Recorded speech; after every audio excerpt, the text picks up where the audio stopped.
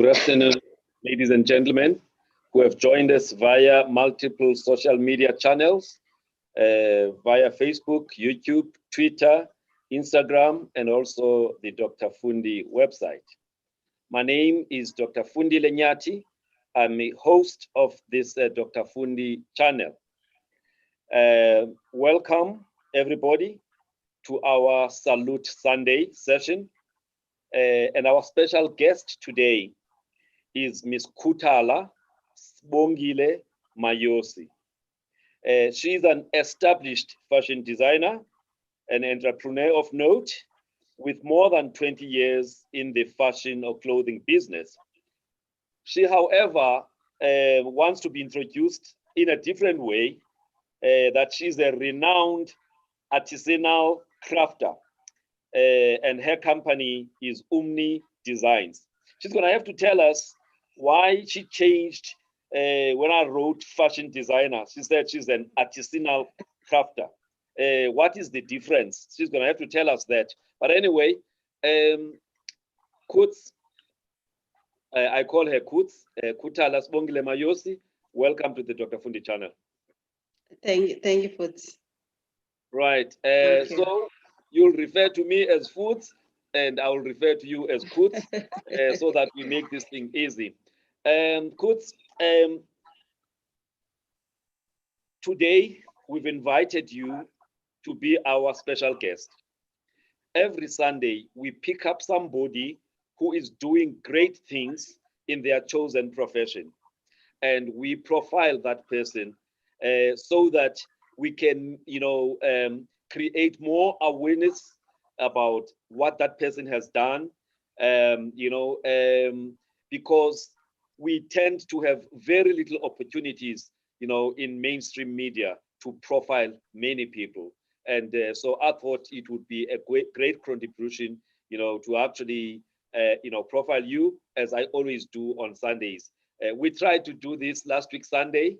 It was an outside broadcast. Things didn't go as well as we would have loved, which is why we are having a take two of that today.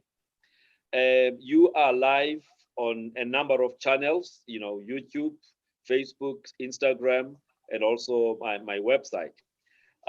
So I hope that, your friends, your family, your clients are actually watching to get to know who is this Khuthala Mayosi.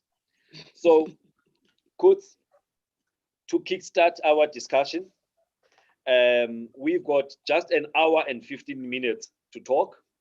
So we must be done by 5:15. So, to kickstart our discussion, therefore, I want you to tell us, who is Khuthala Mayosi? And that question, let me give you a guide. Who were your parents, or who are your parents? Where were you born? What kind of family were you born into? Yeah, let's start there. Dilihlubi. Yes. Umagadebe. Umashwabado, washwabadela inkomo nembondo. Ubungane. So I am the third born at home. My parents are Xhosa. Yeah.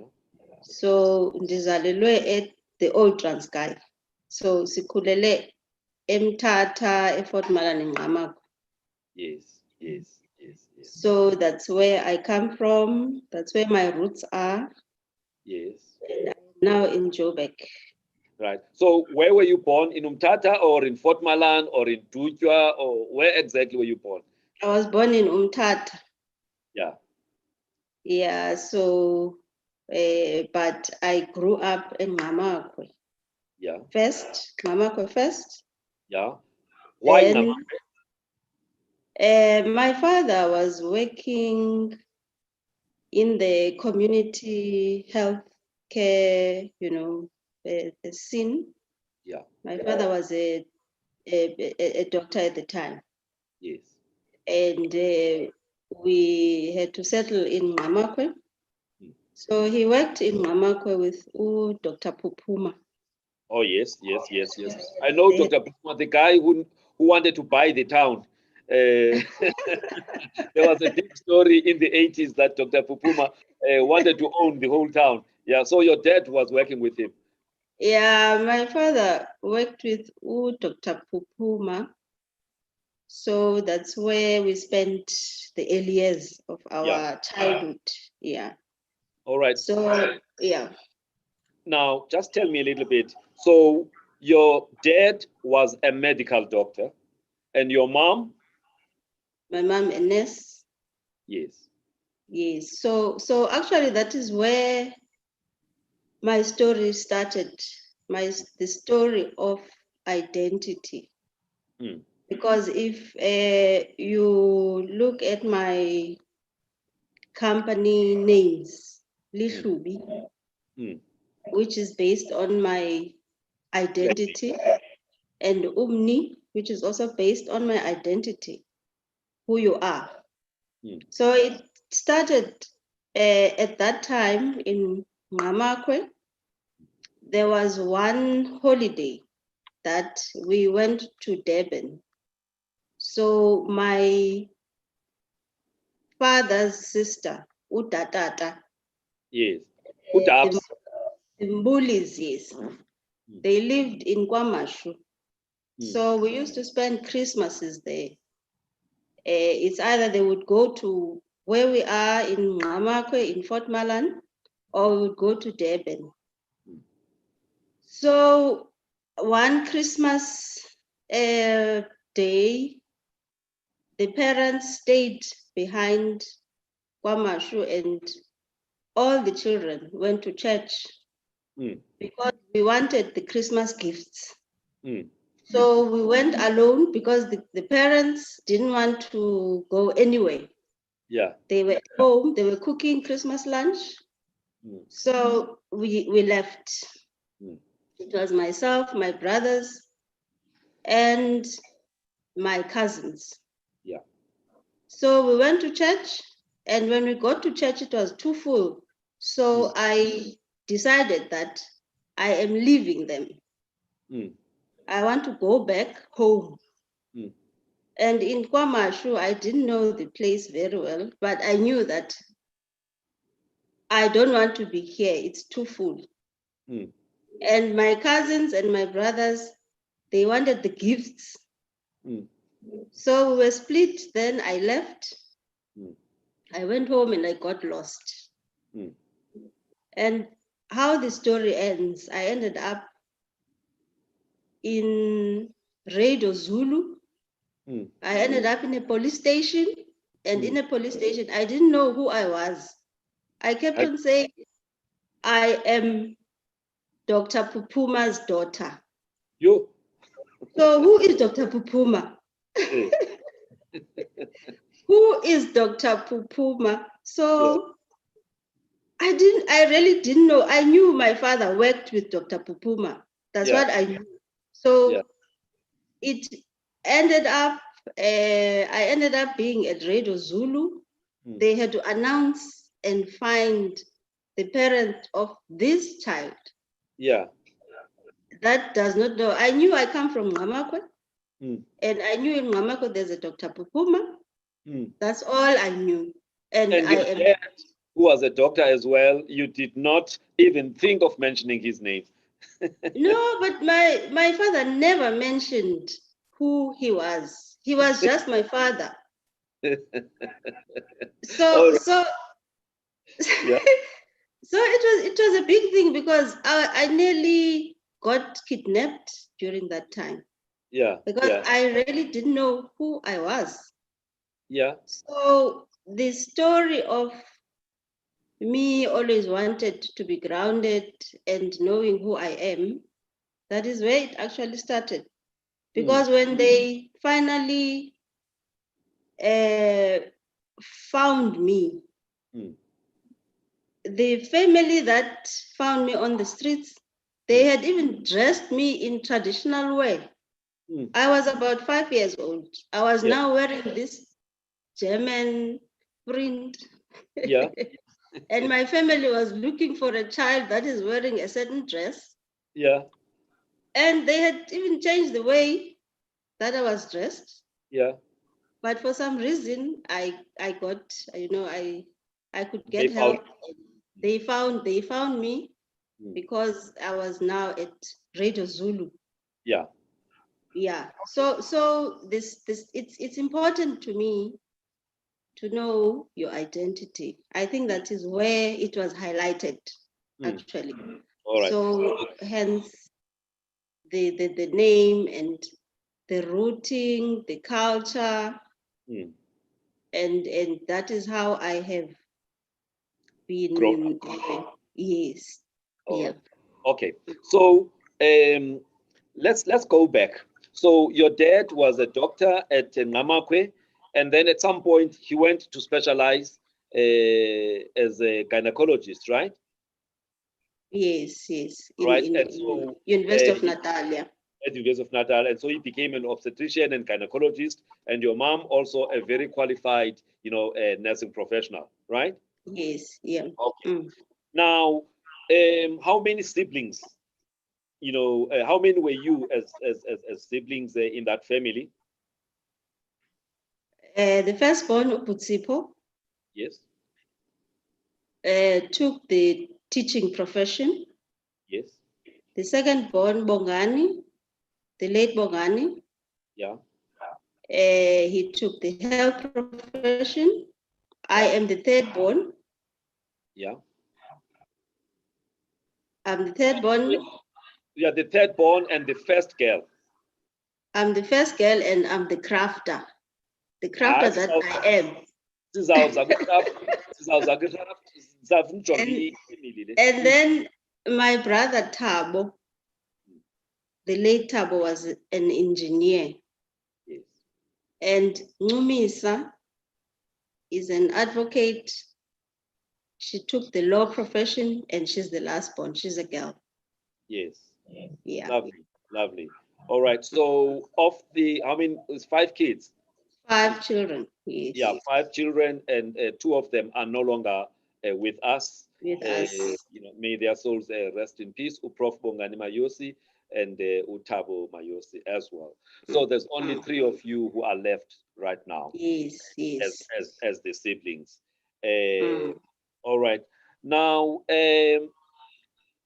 so growing up in that kind of family, how would you describe briefly, the kind of family okhulele kuyo, the early days, besides the issue of you Christmas going to a Durban and having fun, but how would you describe that nuclear family yenu? I'm already having ideas up and talk. The mother is a highly qualified professional nurse. The daddy is a gynecologist. So nje abantwana bakagqirha, they used to have a certain way of living. So how were you guys growing up? I think ours was a different setting. Yeah. Because my father was more of a farmer than a doctor, because we had cattle. Yeah. We had sheep, we had goats and chicken, and we were farming. Yeah. So we were more exposed to that life. Yeah. More than his professional life. Yeah. As a result, when he went to specialize, we then went to settle in Fort Malan. Yes. Yes. Which is one Ekayakulu with the grandparents.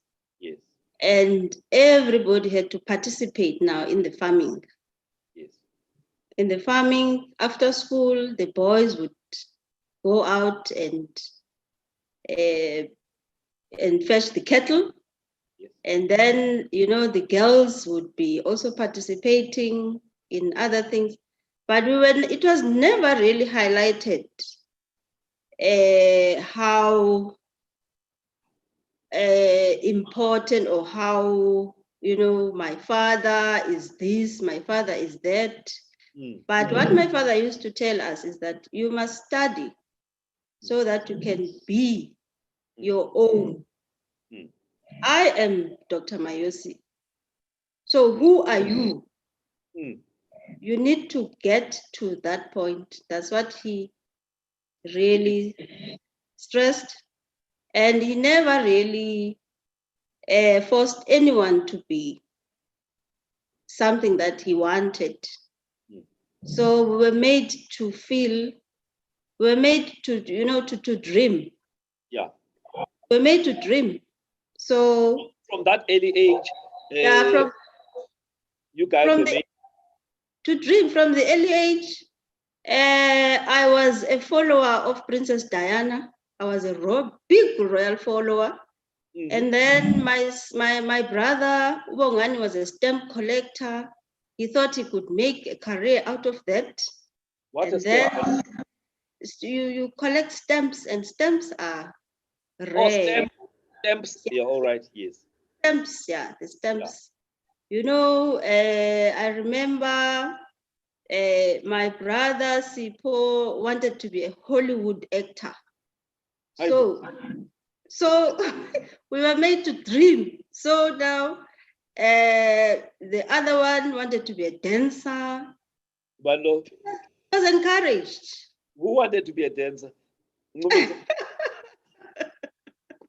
Let me not reveal too much. Okay. Okay. Yeah, but everyone was encouraged to dream. So you guys were not in the kind of family where was most medical doctors somehow they always want to channel their kids to follow in their path, you know, and if not, they would channel them towards professions that they believe are established professions, law, you know, accounting, engineering, and things like that.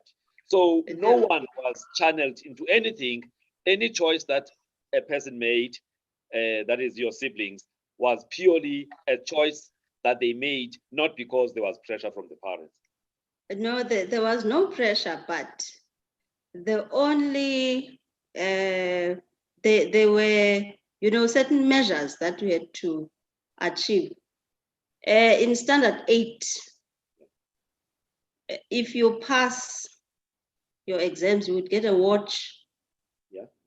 And then the next level, you get a bicycle. If you pass. There were no 90% or distinctions.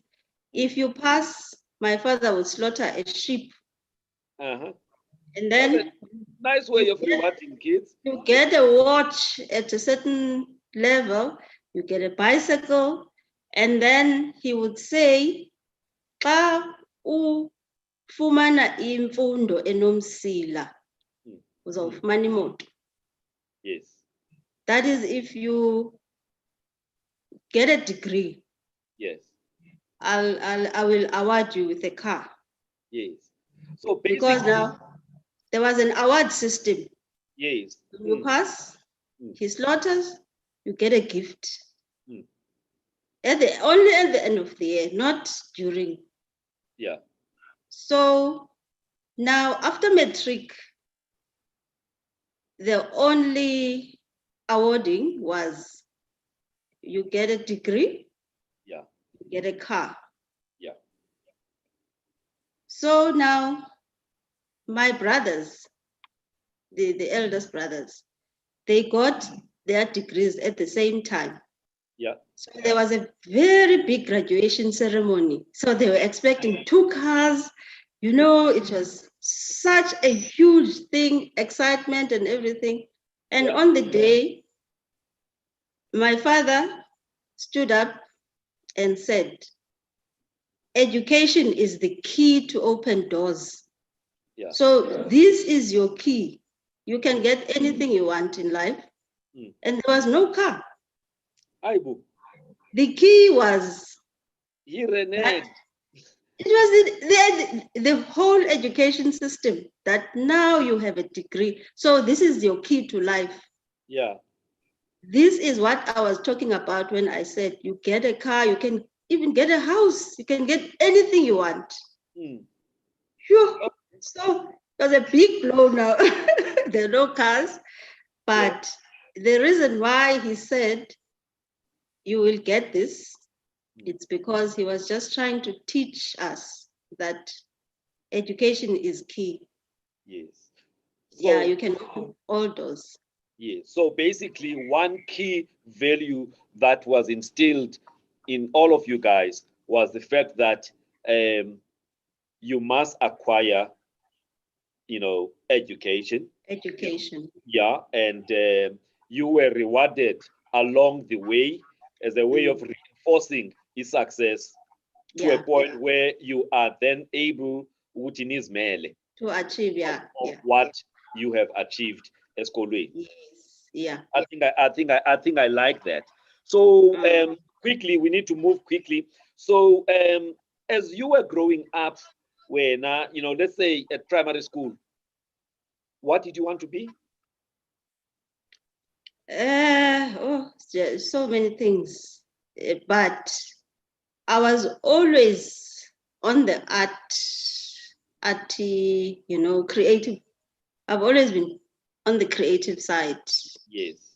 Creative side of things. Yes. I've never really wanted to be a doctor or anything but creative. Creative. All right. And so when you got to secondary, I think that's where we went to the same school, St. John's College in Tata.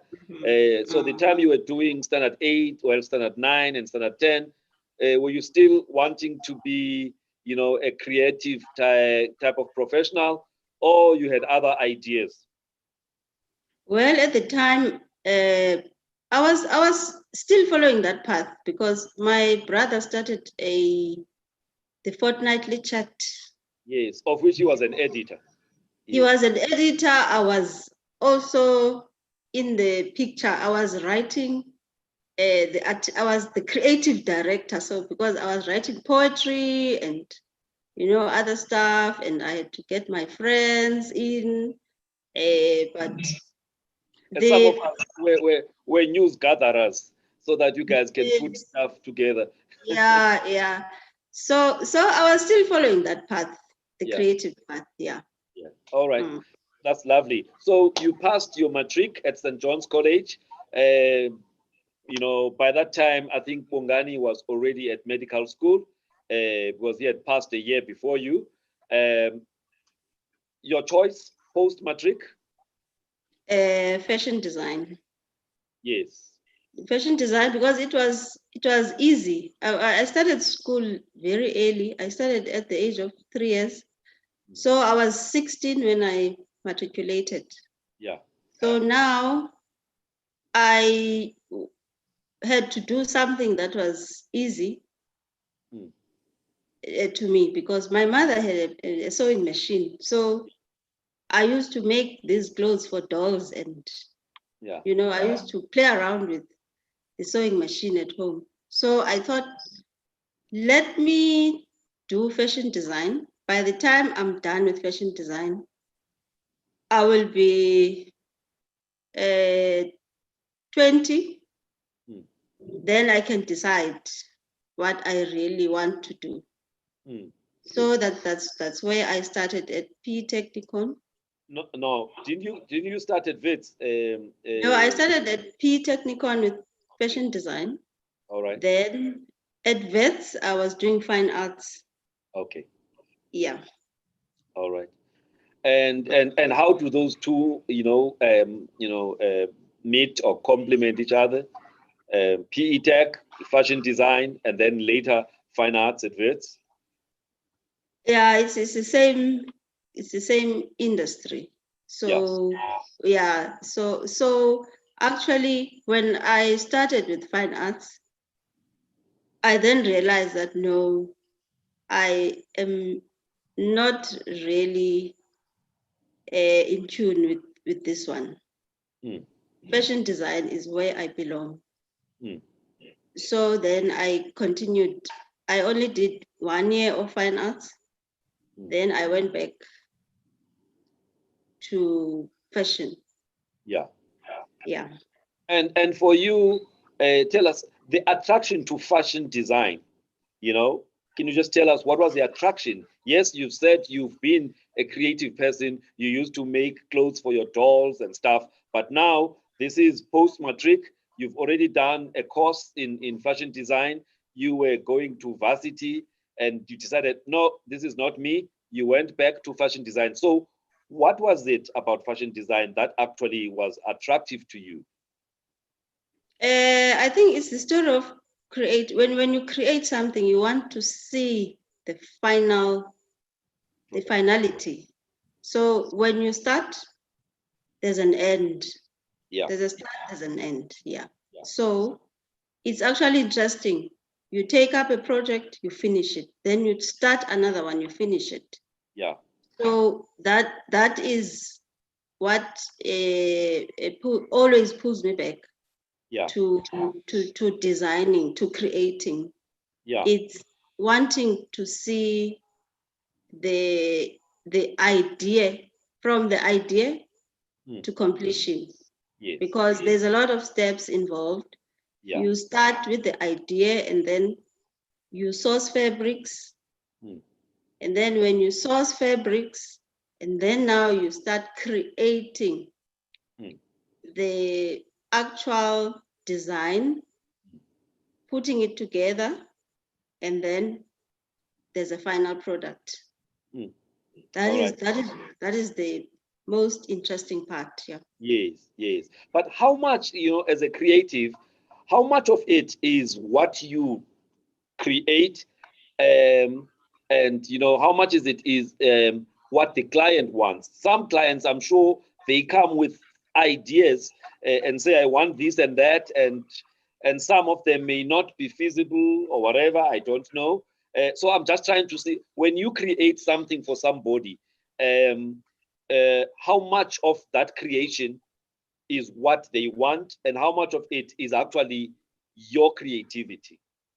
The first step is you get a brief from the client. Yeah. The client will say, this is what I want. And then you sit down with the client and then you say, okay, can we do it this way? Can we do it like this? I have ideas, you have ideas, I have ideas. And then you combine it. And then you come up with the final idea. Even before you go and source fabrics, you have to agree with the client that this is what they want, because sometimes the client can have their own, you can have your own, and then now at the end, you are doing your own thing and the client says, no, this is not what I wanted. So you have to agree upfront. And when you start negotiating, you need to find out if the client is easy. Can I take this project and proceed with it, and consult in between, as we are doing the project? Can I take it on? Or there are clients that they really want to see the final, you have to agree with them upfront before you proceed with the job. So some clients are flexible. Yes. All right. So it depends on the type of client. Yes. Some will give you room to express your creativity. My creativity. Others will want you to consult them at every step of the way. Every step of the way, yes. Yeah. Or they want something that they saw in a magazine, and then they want it as it is.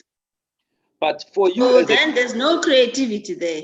I was about to ask you, earlier today, I passed at the Mall of Africa. I met somebody who was selling some nice stuff, a creative like you. And she was telling me that as creatives, you don't particularly like somebody who just comes with a picture and say, I want this. You want to have some element of infusing your own creativity. Your own creativity. Yeah, but you do get clients that will say, I saw Dr. Fundi, I want that garment as it is. And then you try and say, but we can make something that is specific to you and your needs and the person that you are. But they say, no, that one, I want it as it is. So you get people like that. Beautiful. All right. And so because you are running a business and you have to be customer centric, it's important to be accommodating of all of these. Yes, you have to be accommodative. Sometimes you can just twist here and there, say, okay, let's change color. Let's change this here and there. Yeah. But sometimes you get it right, sometimes you don't. Yeah. All right. Now, so you've been in the industry, Kutz, for more than 20 years, right? As a fashion designer. Now, over time, people tend to, I'm talking about creatives like you, would have a certain style.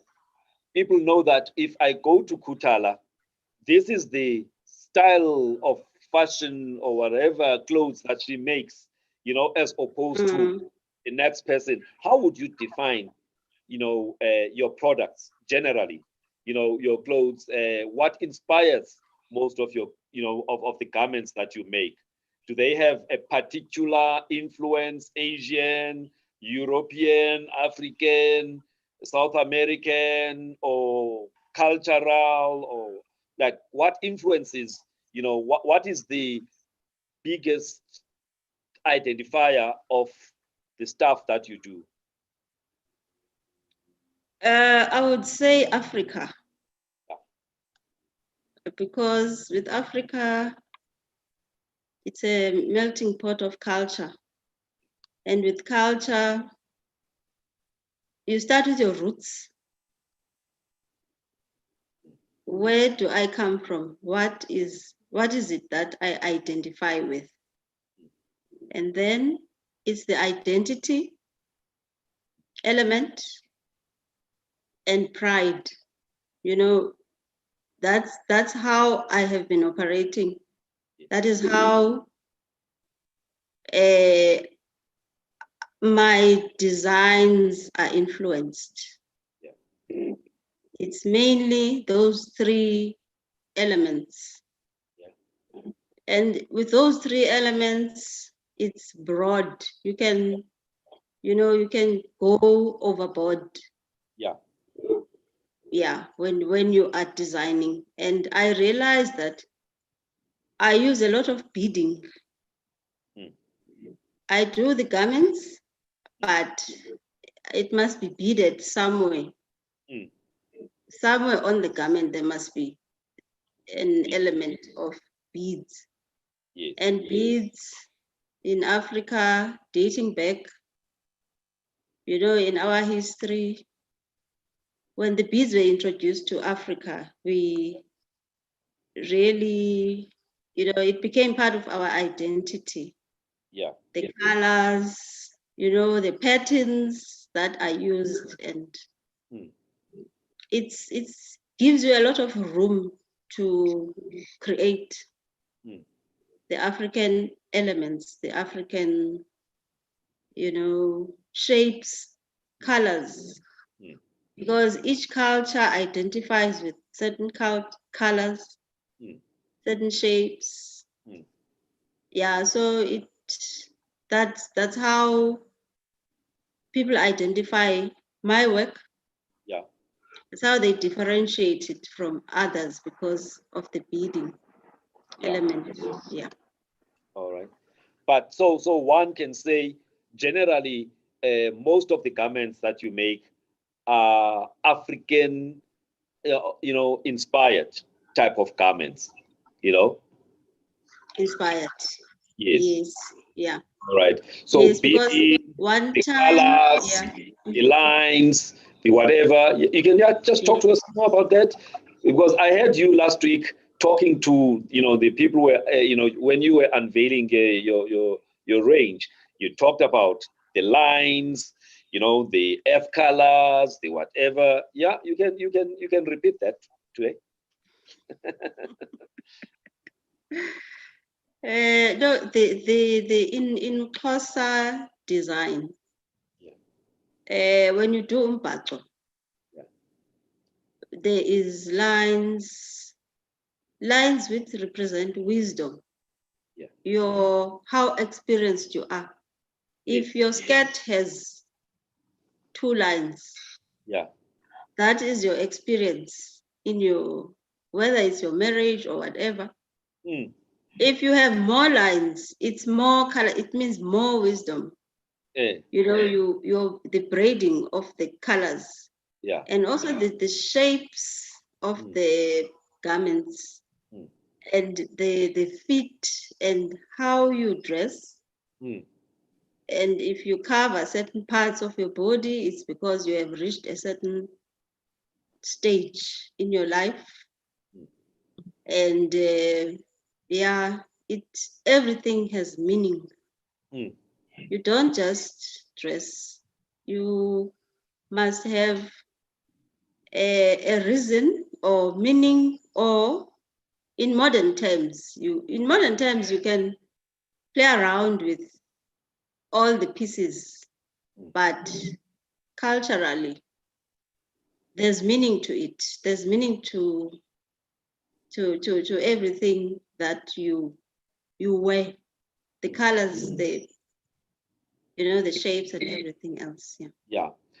All right. So, and you know, the colors that were there before was, again, you talked about the ethnic colors. You know, can you just share with us a little bit about the significance of the different, colors that were used before the modern, types or range of colors that are used today?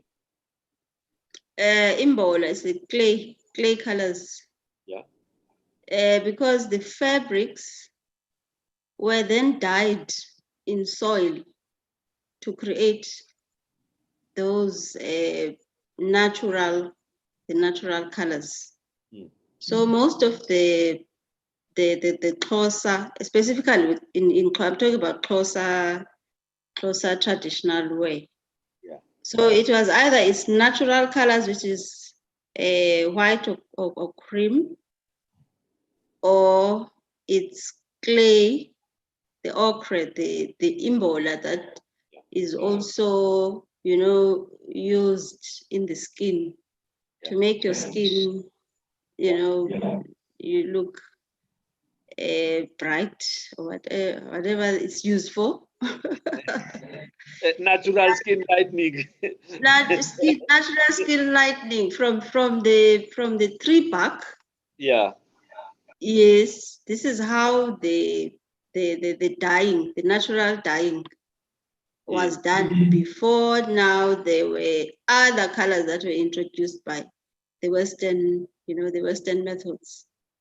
Like the greens now. The greens, all other colors, the reds and whatnot.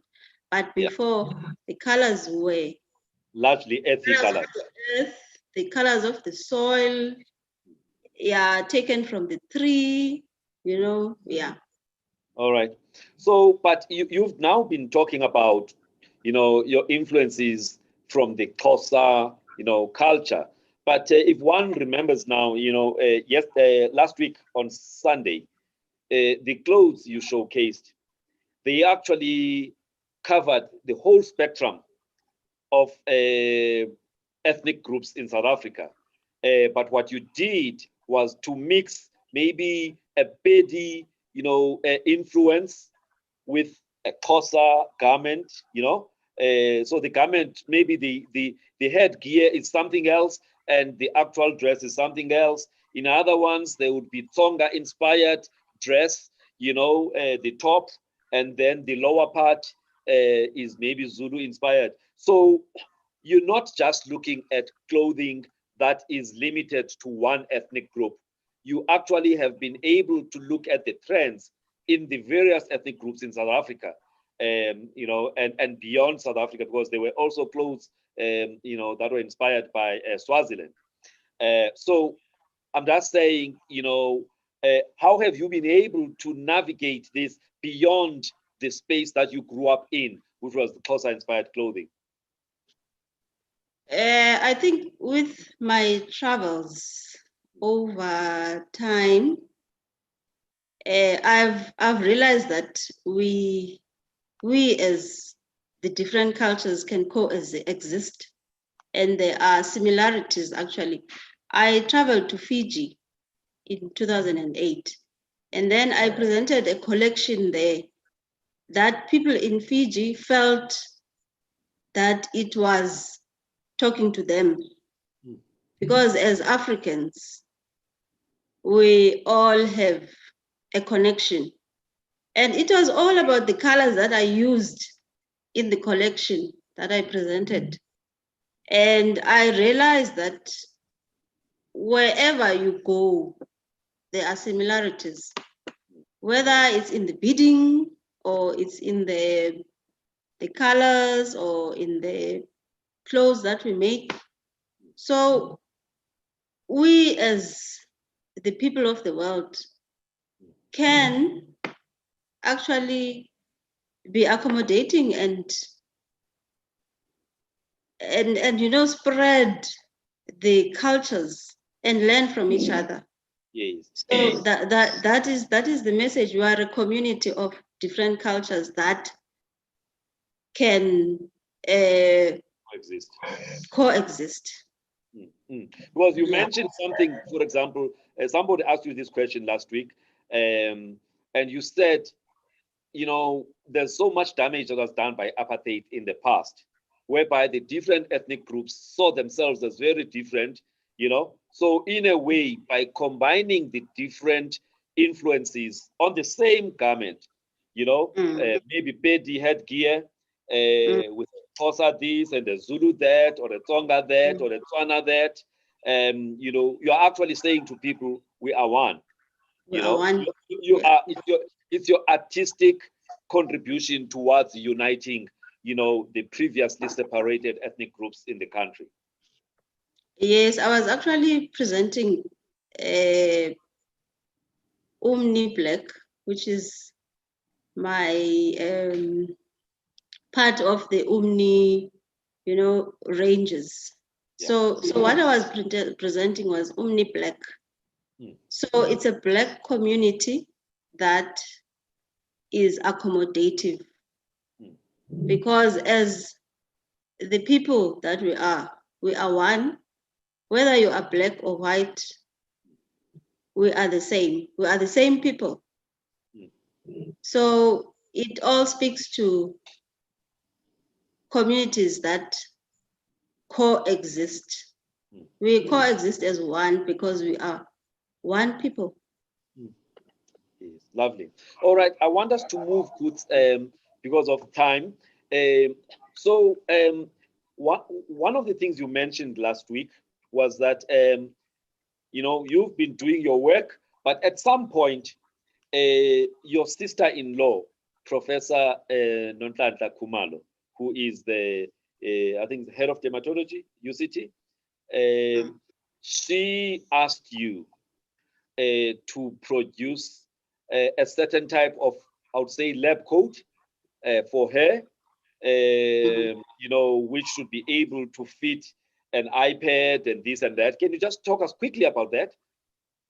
And how that manifested into something bigger with a company called Galderma?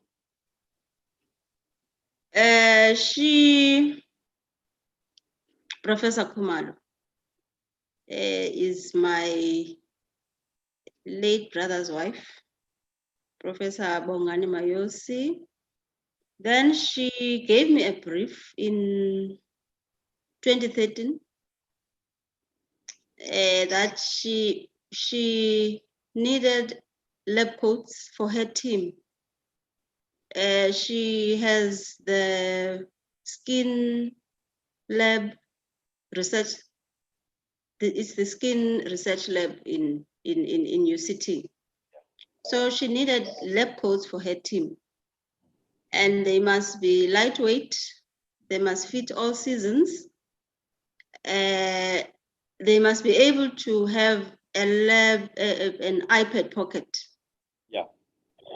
Yeah, with all the pockets that she needed, an iPad pocket. And then in that process, I gave her about 4 designs to choose from. And then from those 4 designs, we decided on 1 design for the males and 1 design for the females. So she got Galderma involved because she's in dermatology. Yes, and Galderma is one of the top companies that produce skincare products. Yeah. Skincare products. Yes. So we started with her team. We made 2 coats for each team member, and Galderma sponsored the project. So from that, other departments in UCT, they also expressed interest, like the Department of Medicine and other departments also expressed interest in the lab coats. And within a period of 2 months, Galderma made it a national project, because when they advertise their products, then they would present the doctors with lab coats. So the lab coats were branded. The doctor's name, the hospital name, the badges, Galderma, all sorts of branding I had to do for now a national project, all the hospitals in South Africa. We did it for a period of 2 years.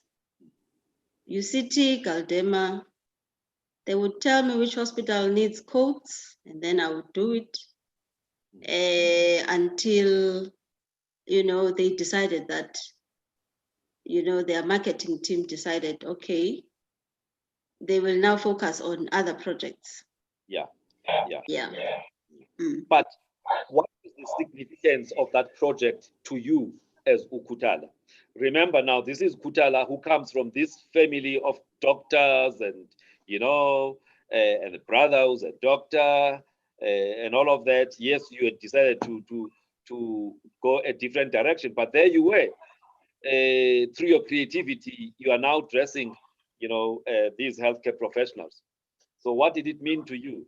Dressing your sister-in-law, dressing your brother, and basically putting to use your creativity. I think at the time, you see, I was busy with fashion. Yeah. So I thought this was just a side project that I'm doing with UCT or doing with Galderma. But when I spoke to Bongani about it, he said, you must make sure that you take this project to Africa and the rest of the world, because it's a huge footprint. And Bongani was a big believer of footprints in the sense, So he said, this is a big footprint. You must make sure you take it to the rest of the world. Yeah. So during COVID now, everything had stopped.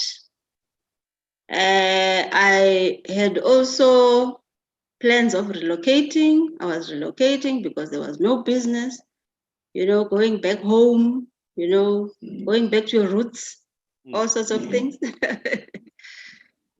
So during COVID, during the lockdown phase now, the projects with masks, I started with those projects. We had to hand in, proposals after proposals to small business and what other business, Then I started with masks. Then from masks, I had this opportunity of partnering with a big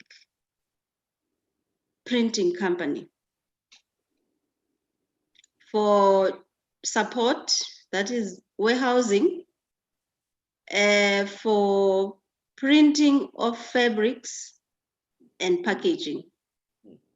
So I thought, okay, if I have this opportunity, let me go back to producing wellness products, lab coats, scrubs, masks as a starter. So that is where I am now. That is when actually you approached me for the scrubs. And right. then, yeah. Yeah. Can you talk to people about what are these medical scrubs? You know, how do they normally look, so that they can then understand how you've customized them and indigenized them or Africanized them. You know, and normal scrub. When people watch Dr. 90210 or Dr. Dubrow, or you know, there's a certain way that the scrubs look like, you know, and how you have then decided that we need to produce something that talks to Africa. Yeah. I've Africanized them. I've brought in all those African elements from my background as a Xhosa girl. Yeah. So I create the scrubs. I have introduced the lines. I've introduced the patterns. These are lines, mostly. Yes, those are lines. Yes, I've introduced lines. Yeah. I've introduced patterns. It's either the lines are straight, or the lines are square, or the lines are triangles or zigzag. All the lines that have been an influence in our Xhosa design, you know, Xhosa design, you know, elements. So I'm using them. I'm using buttons. I have also introduced a fabric design. Yeah. I personalize the fabrics. This thing. According to your brand. Yeah. You see, we have Dr. Fundi. So I create the fabric, the patterns, and make fabrics that are your own fabrics alone. Fabrics that are not, no one can wear this Dr. Fundi because it's personalized.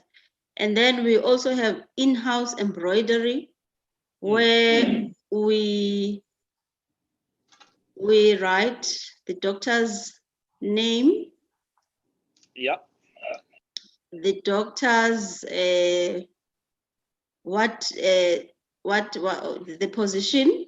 Yeah. And then we also introduce the logos. The logos. So each scrub is your own scrub. No one can borrow it and wear it. It's yours. And then there is a lot of beading in it. Yeah. So it's like streetwear. It's like something that you've not seen before. It's not an ordinary scrub. It's something that you can wear to work. Yes. So it's beautifully made. So if we talk about this one in front of you now, what can you say about what you've done here?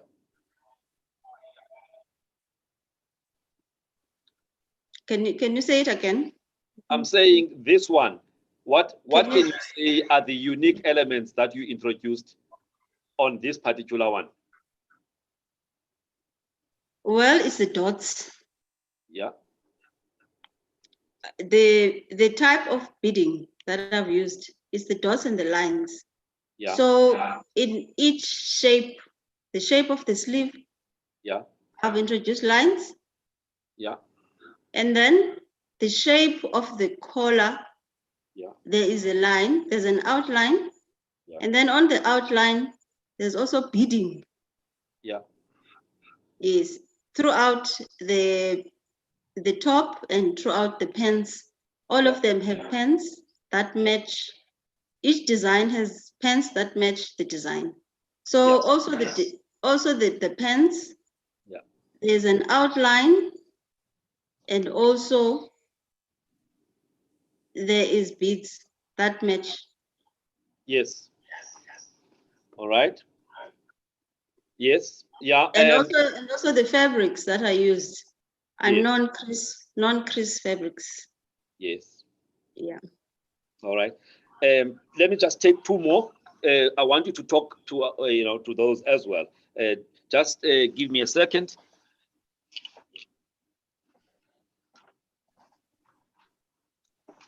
All right. Now there's another one. What can you say about this one? This one we have trimmed it in different colors. So it's also talking to the braiding, the Xhosa braiding. Yeah. The way that we've done the beads, Yeah. it's like it's braided. So it's a different design of beading. So each scrap, it's either we use the dots, we use the beading or the braiding or the lines or the squares. So this one, we trimmed it with a different color as well to accentuate the V. You can see the V more in the garment, but it's a plain garment that is trimmed all over. The design is the same. It's a scrub, but it's a scrub that is taken to another level.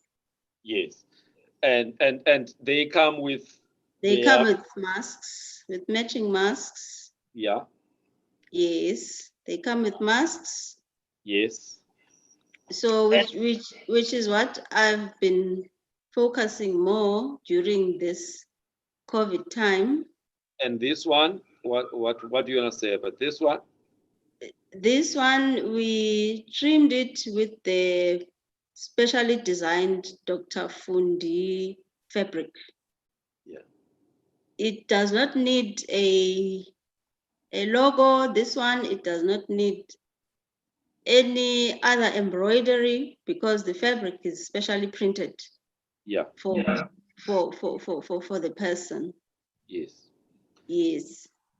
All right. And this one I'm wearing, obviously, it's got its own stuff Its own as well. mask. Yes, yes. So this one, we played around with Dr. Fundi logo. Yeah. So it has got 3 colors. Yeah. It's the deep purple, the light purple, and white. Yeah. So we played around with it, but at the same time, we had to introduce the Xhosa elements, the lines. Yeah. In it. Yes. This. Lines, yes. This. Yeah, the lines. Yeah. The lines of wisdom. Yeah. Yeah. Okay. All right. So basically, what you are trying to say is that you have come up with a range of medical scrubs that are influenced by certain elements of our African background. Yes. In some of them, you will use the lines and the in some of them you will put beading. In some of them, you basically the creativity is unlimited, influenced it's unlimited. by what is around us. So that if you follow what Prof. Bongani said you must do, take them to the rest of the continent, take them to the rest of the world, then they will be unique. They won't be stuff that anybody can get in LA or New York or London. They are stuff that are produced and influenced by the African continent. Is that what? yes, Africa to Africa. Yes, yes, yes. Yeah. So now, obviously, I'm the guinea pig. At this moment, I'm the face that's trying to make people aware that there is this new range of medical scrubs. By the way, the purples that people are seeing here are the colors of my logo. All right, but there's nothing stopping people from using any other color that they wish for, because you customize them like that. And those who've already gotten to a point of having personal brands, with the colors of their personal brands, you'll be able to customize, accordingly, right? Yes. Yeah. Yes. So what? Okay. Yeah. No, you can continue. Yeah, those that have colors, it's going to be easy, but also those that don't have colors, we can accommodate them. Those that are not already branded, because you can even brand it your clan name. Yeah. You can brand it your name. We can brand your name. You can do anything with fabric printing. Yeah. The other day I was sitting and I was thinking, in your Africanizing these scraps, like you have done, with these lines, there's nothing that would stop, the edge being some of the shwe colors, again. If you're Tswana, we can bring in the Tswana fabric. If you are Ndebele, we Ndebelenize it. We can do anything. Yeah. It's endless. Yeah. It's endless. Yeah. Yes. All right. But it's your. I'm trying to bring identity first. Who are you? Who you are. That's only who you are. Yes. Yeah. Lovely, lovely, lovely, lovely. Because the feedback, I've been wearing them for the past week or so. I've been showing them off on my Facebook page, Instagram page, and and the feedback has been quite positive. In fact, there's quite a number of people who want to make contact with you, so that you could talk to them about how you can develop stuff. One of those, uDr Nomthetho. Uyambona uDr Nomthetho? Hayi kaloku unenyise okudiphe, yes, that's my good friend, that one. Yes, I'll tell that's you now. Tommy. Yes, she's made a comment here. Sorry, she's made a comment which I think it's important for you to. All right, I'm struggling to get this comment of hers, but she's given you a thumbs up, basically, and she wants you to customize stuff for her. All right. Great. So great. After this show, you must make contact with Dr. Nomthetho. There's Dr. Mushiane, who's a dermatologist at Dainfen. I'm sure you've already connected. I've contacted her, and Dr. Unsikelelo from Cape Town. Yes, Unseki, yes, in Cape Town. So what I'm trying to say is, there's a lot of people who actually like what you've created. Obviously, it will be customized to their needs. But the point here is that, the days of the lab coats, I know yesterday when the doctors who are looking after Trump were announcing its state of health, Trump, all of them were wearing white lab coats. Yeah, yes. All 8 or all 10 of them. But, that time, Yama lab coats I'm it's still there, but people seem to be much more comfortable with using scrubs, Yeah. And so, it's a huge market, Kutz.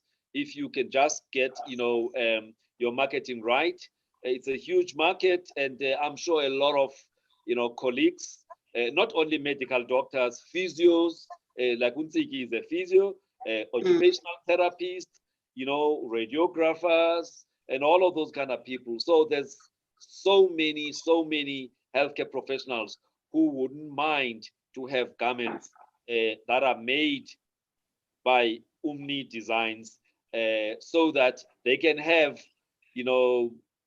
these relaxed, type of garments that are personalized, and in some of of them, it helps with identity and stuff. So I'm basically saying, you have a market that you must tap into. Obviously, with the factory that you have, I mean, you've got a huge factory in Denver with more than 20 people, machines there. You've got a team that does beadwork. You've got a team that does, many other things, So you've got many teams behind you. You've got the business partners that do the printing and fabric design and all of that. So really, it's a huge operation. I was hoping to play a video that shows your place. However, the technical guys that I was working with could not finish that video, on time, but it's still going to be made available so that you can use that as part of your marketing, because I think it's important to use the various digital platforms to market your services, because this, this show is meant to showcase and also expose you so that more people could be aware of what you do, so that at the end of the day, you could grow.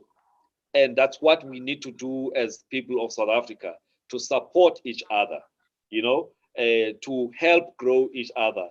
That I'm a medical doctor does not mean I cannot find a way to collaborate and work with somebody who is in another space.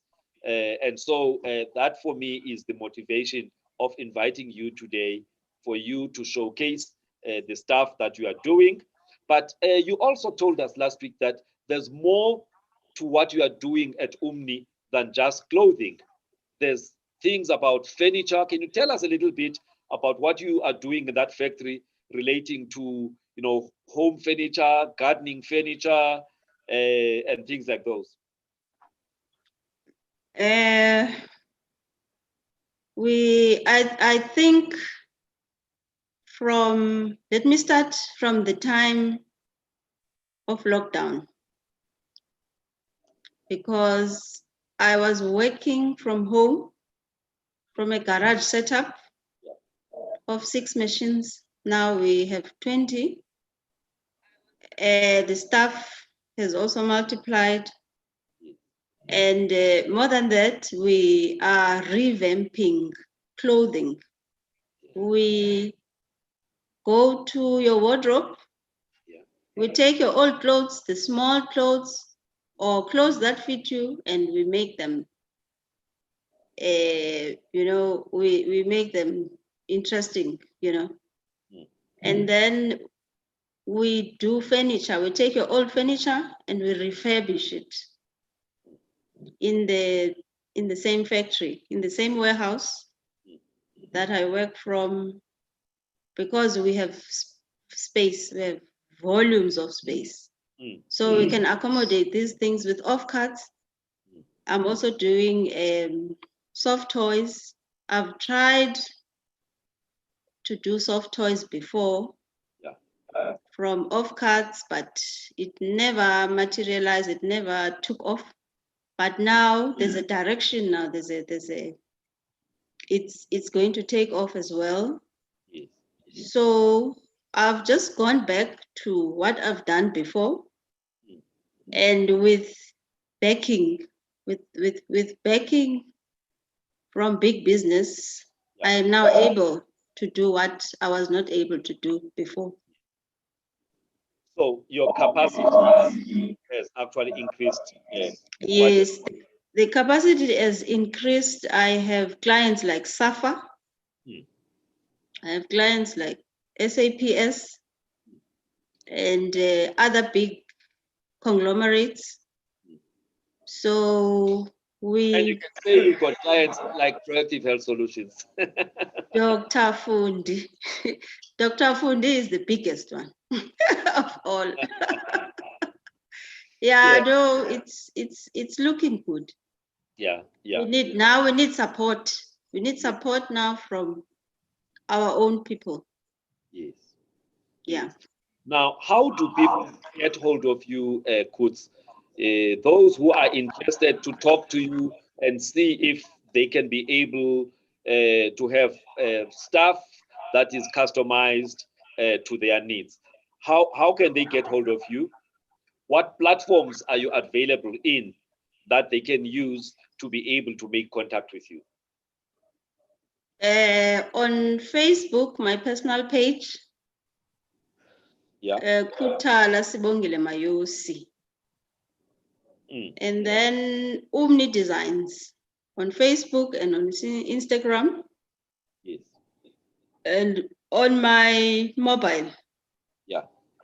083 524 6025. Yeah, the email is Khuthala at Umni. Can you spell that? KHUTALA at Umni. No two H's, yeah. At umni.co.za. KHUTALA at umni.co.za. Can you spell Umni? UMNI. It's a closer word, by the way. Yeah. At umni.co.za.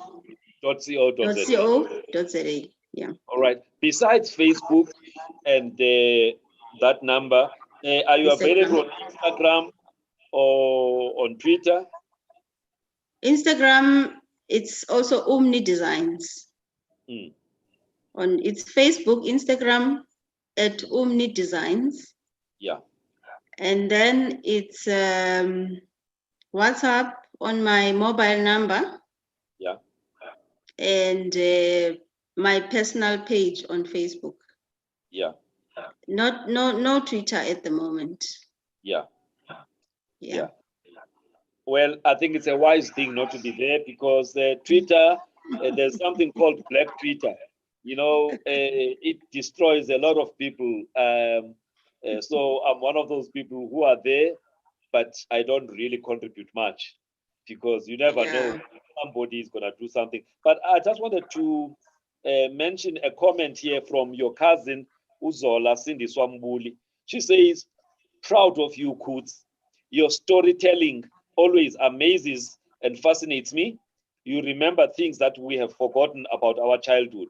I think that point of you getting lost on Christmas Day. She's the one who was holding my hand. It was her at Bogani. Yeah, so she's feeling guilty. All right. Khumutso Mutsu Machila says, high respect, Doc, for promoting our local talents. Her work is outstanding, great, and very creative. Ubelinda Nomteto Ogudipe, that is Utok, was a just outside Mthat. I see police college. But Dr. Belinda, Nomteza. Yes, Nomteza. Ubeke into ene 2 hearts. Basically, she's happy. Babalwa Mtwebana is also very happy. She has put in something, says she's listening, and there's 2 glasses there of something like a champagne, basically toasting to your success. Reverend Chirekau, she's also got a glass of red wine there, you know, and something that says, you know, onwards, upwards, you know. Remember, turning water to wine was the first miracle that Jesus made, you know, so it's not wrong of Reverend Kaukeuba for her. She didn't know that we drink red wine, by the way, but anyway, I'm sure she thought about it. So, yeah, but basically there's a number of people who are actually following this conversation, people who feel, you are in the right direction, and I'm sure a number of those will actually make contact with you. So, as we wrap up our conversation, um, what would you want to say to those people who have supported you over the last 20 years, and to those people who wish to support you because of hearing about you, today? What do you want to say to them? It's been a long road of ups and downs, but what I know is that giving up is not an option. So we have to keep on moving, keep on trying. And I really need everybody's support, because this time I think I am on the right path and things are really moving towards a bigger vision. The vision the vision is now clear. Yes. So, and I have the right support to take everything forward, but I need everybody else's support to make all this happen. And family must stay as well. We've got a tendency as Black people of wanting stuff and not pay generally. I'm saying it in general. So when my brother came out with a book last year, Getting on a Darkie, I had an option of getting a freebie from him. But I said to him, no, Mteto. Yeah. Charity begins at home. Yes, but I'm going to use it in a different way. As your family member, I'm going to be the first person or amongst the first people to buy your book to show confidence in what you have come up with, So I'm Yeah. just saying, as Black people in general, we need to not want to get stuff for free. If we can't support by paying, for the products that we get from our family members, then how do we expect other people from out there? So I'm saying that, just using the example Kamteto, all right? And I'm just saying to people out there, they must support you, including your family members, and they must pay 50% deposit upfront and pay the balance when they get the clothing, right? Right. Anyway, I'm talking as a businessman, as an entrepreneur. It's important. Cash flow is always a problem when you're an entrepreneur. Yes. Sometimes it's very difficult to, to demand that money from family members. So it should actually come easy from them to actually make things happen. And by the way, I'm waiting for the invoice before before your suppliers start demanding money from you. From me, yeah. Yes, so I must pay as soon as possible. That's yes, how now the project is complete now.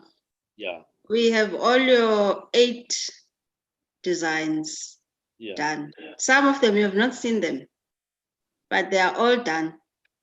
Okay. So the invoice is on the way now. Okay. Oh, yeah. And the masks, did you deliver all of them? All the masks for PHS. Yeah. The PHS masks, they're all there. Yeah. Okay. All right. So anyway, that's my little contribution to making sure that Khuthala's dream comes alive. And I am basically encouraging everybody who wishes to support her, not only in terms of medical scrubs. She does a lot of beautiful garments, fashion garments, because at the end of the day, she's still a fashion designer. So for any clothing needs that you have, in December, there's going to be weddings. Remember, there was COVID all this time.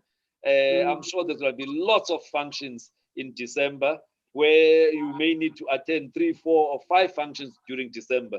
So you guys know where you can go and get some stuff, from Ukutz Umakhadev. So with those words, I want to say, Khuthala, thank you very much for availing yourself and sharing your story with my viewers. I hope you have inspired somebody out there to dream and dare to dream and never to give up on a dream.